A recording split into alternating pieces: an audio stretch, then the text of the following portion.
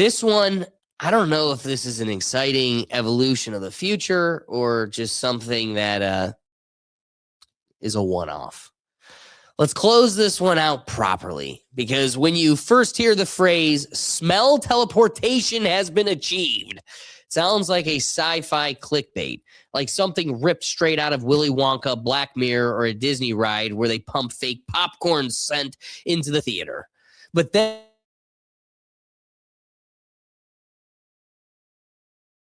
reality. So here's the substantive takeaway.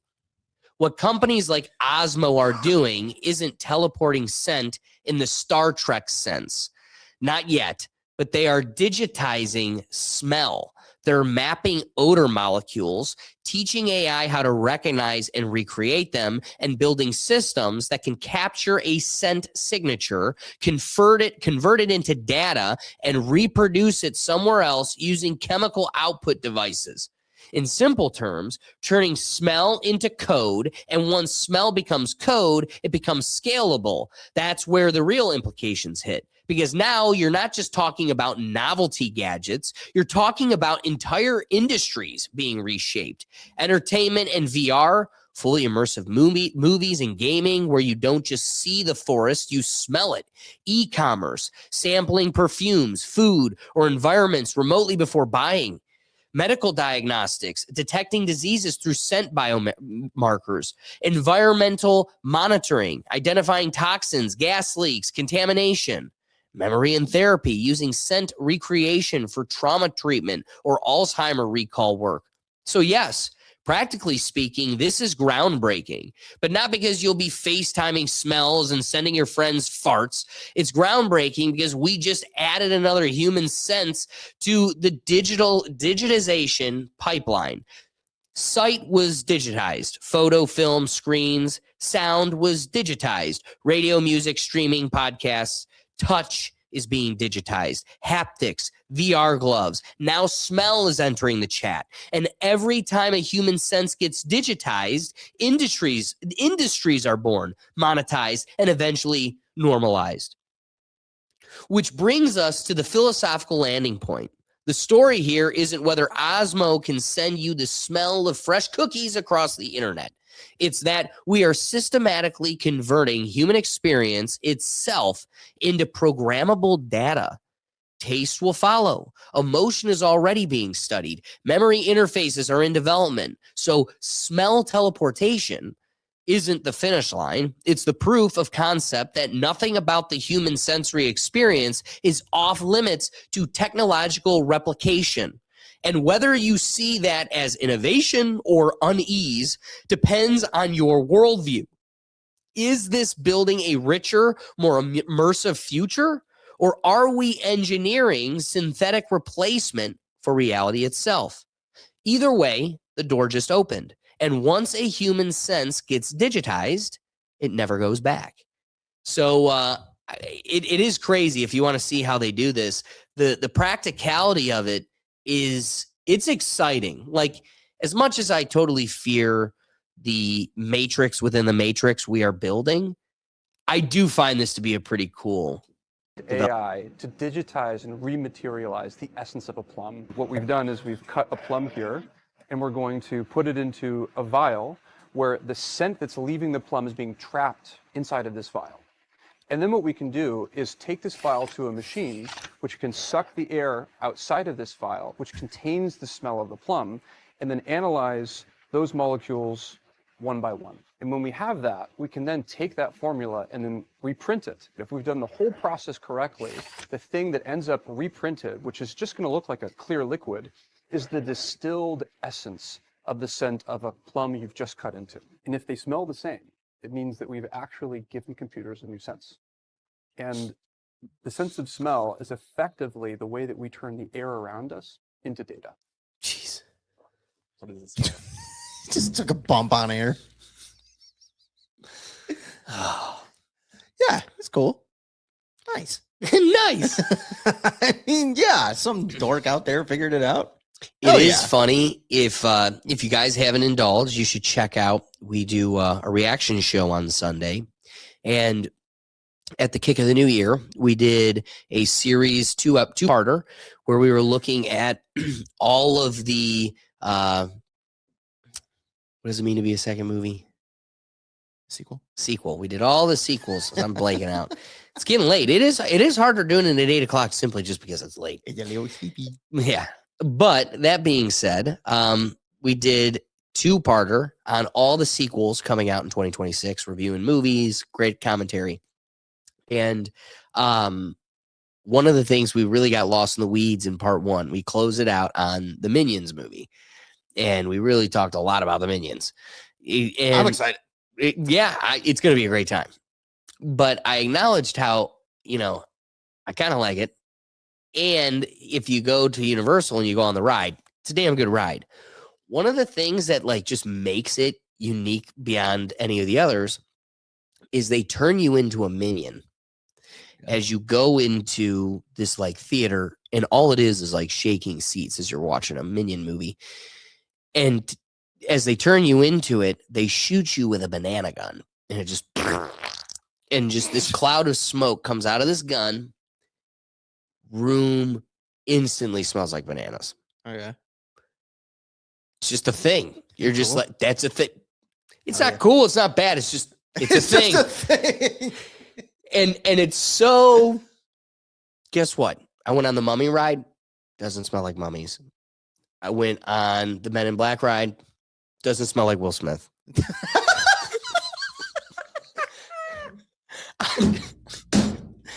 Son of a bitch, I missed that part.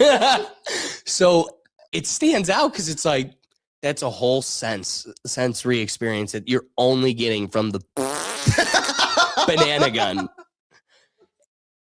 So I do think it's sweet that you're going to start going into these immersive experiences, and that's going to add an element that dude, look at the industry. Yankee is raking people over the coals with quadruple priced candles. Oh, they're just raking people. See this candle? It smells like linen, but not like the one you'd get at your grocery store. Special linen. So for that reason, it's $75. It's a special candle. It'll be gone in a week. Look, and it's not just people buy it. People buy it. Yeah. People will fight for Yankee candles.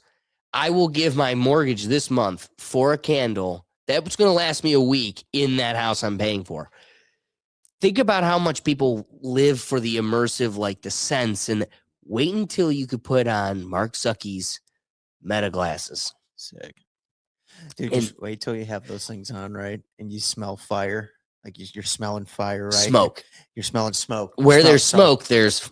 And then fire. You realize your house is actually on fire. You wouldn't realize until you're the frog cooked. But you know the frog in the boiling water? Yeah. Before you're like, wow, oh my God, Zucky Boys update. It's freaking hot in here. I'm sweating. You put your VR headset on, you're like, I'm cooking on the grill. As your house is burning behind you. It is funny, though, to picture these Meta glasses and then just a little that comes out the top half and you're just, I smell E.T. Yeah. I mean, there's going to be a lot of cool stuff they could do with this. Somebody's going to be like, I knew that's what Sabrina Carpenter smelled like. Oh, my God. Oh, my God, dude. Dude, we're living in Bozo world. Some freak out there. It is crazy. If you were a ball of energy, a soul, an entity that got to play the game Roy, Rick and Morty reference, if you wanted to just be like, all right, I'm going to go be a person, live a life. I've done Rome. I've done being a Mongol. Being a chosen person was always great. That was probably always his favorite. I mean, you got away with a lot. That was always the one to be. Yeah.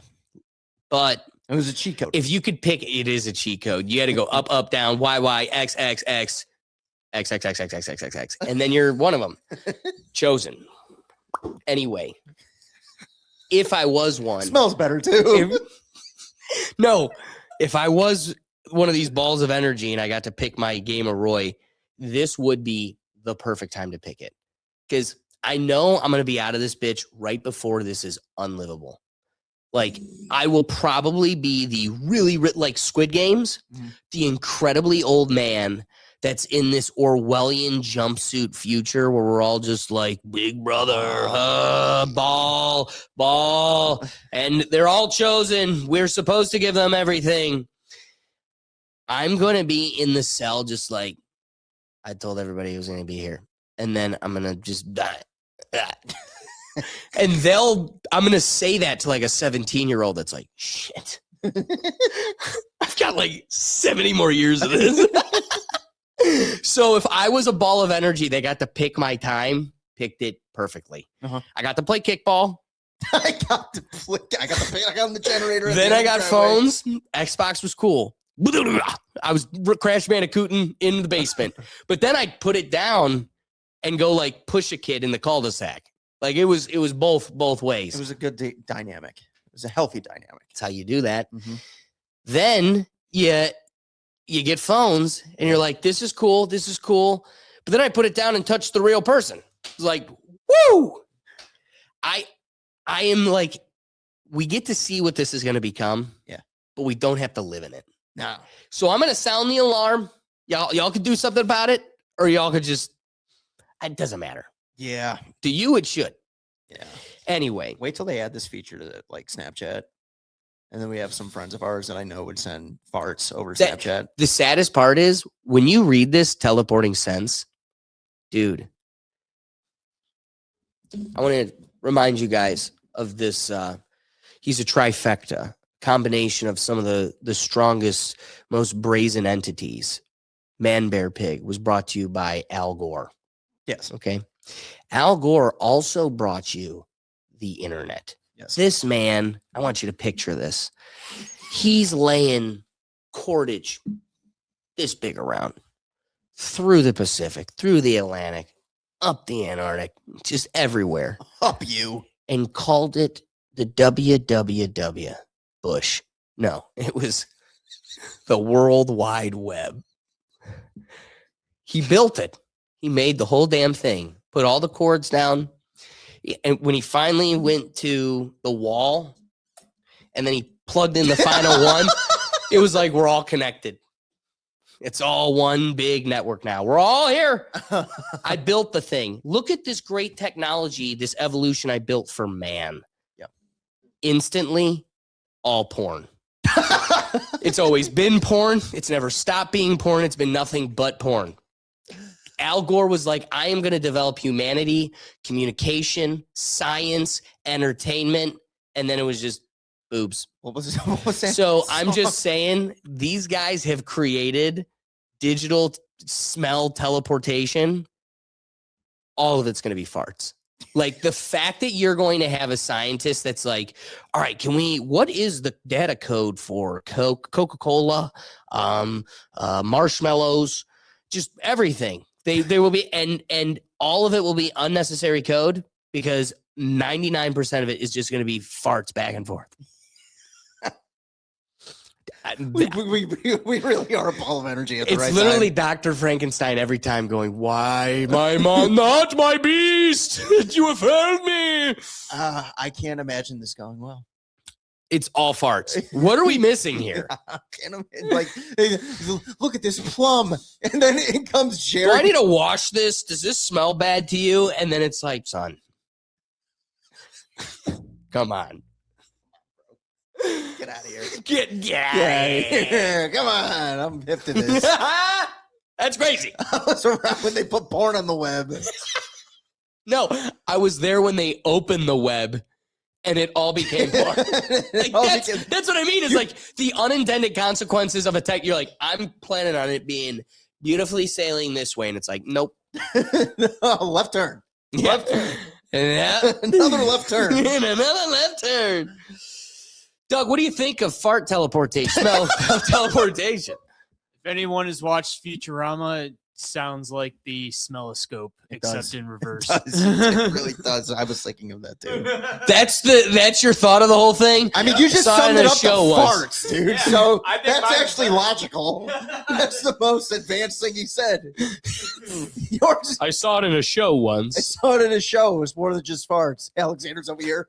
It's just farts. It's just straight farts. You're sending them good morning snap farts to all your friends. Dude, if you don't think you're not getting one of those before you die, Oh, dude, I could think of one in our group chat that'll send it immediately. the second Snapchat's putzing it out of the next iPhone, he's gonna be farting it. He's gonna be farting and ranting. Hey, football Snapchat, fantasy football is just. You will literally have to open your phone and just throw it. He's literally he's gonna announce who it's at too. He's gonna open it up. Dog, Groups. Kemp. Yeah, I will. We are cooked. Yeah. But you know what? It'll be that fun. not the- It'll be fun. Is that not the ape of humanity at its purest? Like, that's what you are. I mean, we're essentially looking at a giant network cabal of a list, and we realize it's all just a bunch of degenerates like us at the higher. Yeah, they're going to be like, smell this jerky. What do you think? Should I cook it more? All right, you touched on it real quick. This is a bit off topic, kind of back on topic when you brought up the Minion movie. Are you aghast that the three main leads aren't the mains in the new Minions movie? Well, they will be in it. Oh, like, I'm don't sure kid they'll yourself. appear. They'll be in it good. There'll be a But I like that it's a different. You gotta keep reinventing yourself. You gotta get new angles of this thing. I And couldn't having even- it be like 5 random monsters, like the Fantastic Four type thing. I'll give you a chance. All right, We'll see where it goes. all right. If you could fart bananas in the theater, it'd make it better. it was really bad. You brought up the Minion Minion thing and immediately was like, oh my god, I saw. I love that I brought up jerky, like from the Epstein files. And you're like, but dude, going back to that kids animation, I'd like to. This is important for you. I plan on watching these movies before the third one comes out. Yeah, you should check. and it out. I've already emotionally become attached to the three main leads. I don't. You're know. gonna watch them, and then you'll really be like, Kevin, That was- banana, Kevin. I literally saw that, and my mom texted me about the Minions movie because she listens to this from time to time, and I was just thinking in my head, I was like, "Oh my god, my mother knows that Alexander loves the Minions now." New lore she never knew. Keep it developing. So, let me ask you any wrapping thoughts on digitizing teleportation spells I hope we get a lot of laughs out of it. That's all I really hope. We're for. gonna. Like and movies. I think will only get enhanced. I by think this. it's going to be terrifying when you hear the first guy have a VR headset on, thinking he's cooking on a grill and his house is burning down. He gets caught in it. But besides that, the far part's great. I'm all with that. Yeah, so it's going to be interesting as we land the plane on this conversation. Here's the bigger picture. Hype and novelty, yeah, but it's easy to say laugh at the smell of teleportation. It sounds like a gimmick, a party trick, a Disney attraction gimmick dressed up in Silicon Valley buzzwords. But historically, that's how every sensory breakthrough begins, as novelty. Before it becomes infrastructure, there was a time when recorded sound was a parlor trick, when film was a carnival attraction, when the internet was a hobbyist back playground. And now they have the underpin of global culture, commerce, and communication. So the real conclusion here isn't about whether Osmo can perfectly transmit the smell of coffee or ocean air today. It's about what happens once smell joins the digitization stack permanently. Because once a human sense can be captured, stored, transmitted, recreated, it stops being an experience and it starts being data. And when experience becomes data, it becomes scalable, monetizable, programmable. That's when industries form. That's when standards get set. That's when synthetic versions begin competing with organic reality, which leads to the deeper and slightly unsettling philosophical question we've been circling all episode. Are we enhancing human experience, or are we slowly engineering a fully artificial substitute for it? Because when you can stream sights, sounds, touch, and now smell, you are no longer just consuming media. You're consuming manufactured reality. And maybe that future is exciting, immersive education, medical breakthroughs, next level entertainment. Or maybe it edges us closer to a world where authentic lived experience becomes optional, even obsolete.